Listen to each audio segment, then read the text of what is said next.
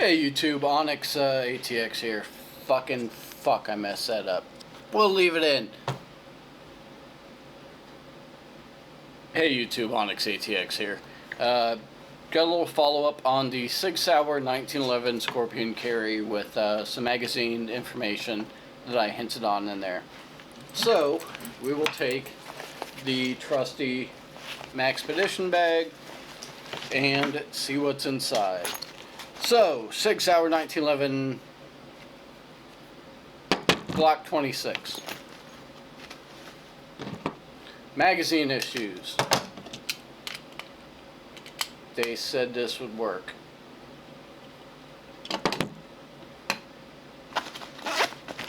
So,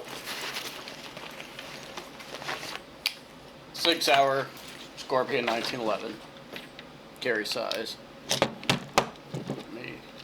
Situate this and get it out of the way first. This is our Sig Sauer magazine that I said I wasn't fond of. It's not bad, but I did have 2 failure defeats on rapid fire, 3 or 4 rounds left in the magazine on one of my mags. Tapped it, reseated the mag, round chambered properly, good to go. Not a huge deal, but I'd mentioned that I don't necessarily trust my life to these and would go with Wilson Combat. And before I go further, because of safety folks out there, that was a loaded magazine. I did put it in the bag beforehand. I'm a real funny guy or something, but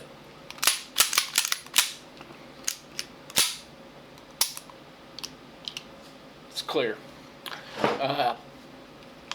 Because people apparently think that you can shoot them through the internet.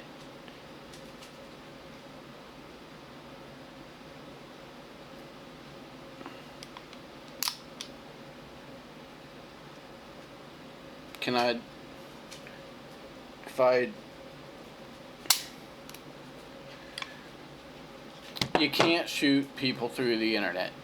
And if you figure out a way, we're going to get on Google Hangout and we're going to have an awesome range day from all across the world shooting through the internet. It's going to be the best thing ever. But back to magazines. This magazine, I said was pretty good, but you know, a few issues. Go with this.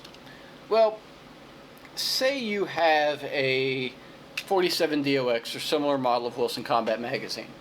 They're for compact 1911s that are generally 7 rounds. So you pull an 8-round magazine that will fit, and you try to throw it in here, and magically it will sit like that. Well, I will demonstrate this. This is loaded. This is not chambered. You put it in how they come, and will sit in there with a compact 8-round Wilson Combat magazine. Now, rack the slide. Look at this.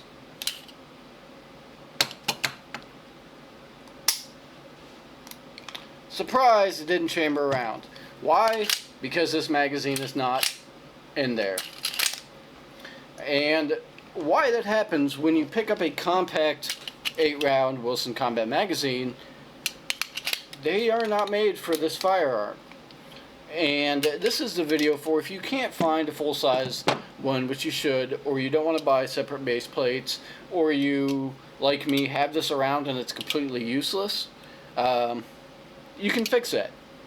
It's pretty simple. So, the magazine from the factory will sit like this. Ignore that part. It will not seat properly. Your mag release will slowly let it fall out, but it won't throw it out. And that's because the magazine's not going to work. So to fix that, you take this lip on the base plate and grind it down maybe 1/6 of an inch or so. And that will cause it to seat correctly. When seated correctly, 1 round out, it's good to go. So why is that? Well, because it's a compact 1911 magazine. These are generally 4 guns. When this slip fits, it holds 7 rounds in the mag. This is 8, so the mag hangs out a little bit, which is why you have to Dremel and grind that down. As again, it will sit like this. Grind this down, the slip right here, pull the base plate off first, and it runs great. Now, why I personally like this magazine, it sits flush. It does not hang out the bottom, it does not go in the top too much. You can easily send it home, and you're good. Now, in contrast to this one, the Sig factory mag, it does not sit flush, so it takes up a little more space. It can snag on things. If you have giant gorilla hands, you might, like that, but I don't. I have normal chimpanzee monkey hands, so that's not an issue. If you like being able to grab and tear the magazine out, this type of base plate might work better for you. But as it stands, this one's okay with me. So again, if you do run into an issue where you have to get a compact 8-round mag, it won't fit, you can Dremel that down. Now, oh no, you're changing the magazine. No, we're not changing the magazine. This magazine, at the same height, you can see is shorter. Looking at this, it pulls up to the same. Without grinding that down, it would be way up there on the bottom, but way down here on the top. So it would not seat properly. The mag itself is identical in dimension, except it's a little shorter. So when you're grinding this down, you're not changing any of the internals on the magazine. You're not changing any dimensions. All you're changing is how far up it has to move to seat properly and not be obstructed by this. So I've had really good luck with this. It has not failed me. It has been great. Again, if you can't get a full-size magazine, go for it. But this video just wanted to throw out there that if you can't, this is an option. You can pick up the compact 47 DOX magazines, and it should work fine. Now, on that same note, let me pull up the model numbers here. The 47 DOX B should be the same. It's basically a black magazine instead of this. 8-round, this lip will be a little bit longer. The OXC will not work. The OXCB and OX will also not work because they are 7-round magazines.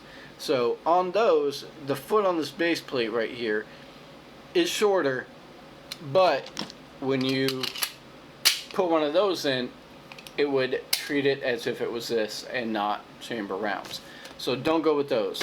If you do need one, the 47 DOX or DOXB should work. The rest should not. Again, that's only the compact Wilson Combat magazines for it. So, hopefully that helps some. It's kind of silly and obscure, but, maybe if someone picks this up and hears, oh, this weird guy in Texas on the internet said Wilson Combat magazines, and they see, 45 HCP 1911 8-round, this is what I need. Well, yeah, but be prepared, you might have to deal with this. To anybody that is concerned about, oh, spring tension might be different or whatever else, you know what, this has been fantastic. So I don't have any issues. Do this at your own risk. But most importantly, don't say some weird guy on the internet said this would work, so it will. Because you could buy a bad magazine. Test the hell out of everything before you depend on it, like I did with these. If you have any issues, to me, 1 or 2 in 100 rounds, that's an issue. And if that happens in a self-defense situation, that could be a real big issue. So do what works for you. test things. Again, if you did have one of these compact magazines out, the 47 DOX or DXB or whatever I mentioned before, you can file this down and it works great. So I'll redo these in a nicer video to come, but also kind of a taste of things to come once I actually have time to make nice videos and not just shitty things recorded on my tablet at 1:45 in the morning after work. The other ones upcoming are about pigs, not poor slang term for Leos, but wild hogs in Texas. And the video coming up on that will hopefully be when I go out soon and actually have some luck, unlike last weekend when we tried. And you'll get to see this in action, as well as a review over exactly why I set this up the way I did, why everything's important on it, ammo choice, things of that nature, as well as the kind of the build on that rifle. So it's a work in progress. It's getting close. I need to get a stock in hopefully soon. If anybody has tips on Magpul, MOE, OD Green, commercial stocks, let me know, because Midway's like 700 years on back order. Again, another video that will come up, if you're interested, will be the Maxpedition Fat Boy versus pack, but not so much the bag itself, but what I carry just kind of on a day-to-day basis in this, what I use, what it might be good for, little EDC thing. I know it's been done to death, but for beating on a dead horse, let's beat it a few more times, right? So thank you all for watching. And as always, like, subscribe. If you have any questions, feel free to PM me or post comments. I'll try to get to them as quickly as I can. And if anybody at all figures out how to make these fire through the internet, because so many people are way concerned and paranoid that they will get shot through the internet, let me know, because we're having Internet Range Day. Let me say it now, if this is figured out, and it might be because everybody's so scared of it, I am hosting the first official internet shoot through your computer, shoot out somewhere else, and hit a target range day. Maybe we can even go wild boar hunting through the internet, because that would be fucking cool and stupid as hell at the same time. Thank you, everybody. Take care. Be safe.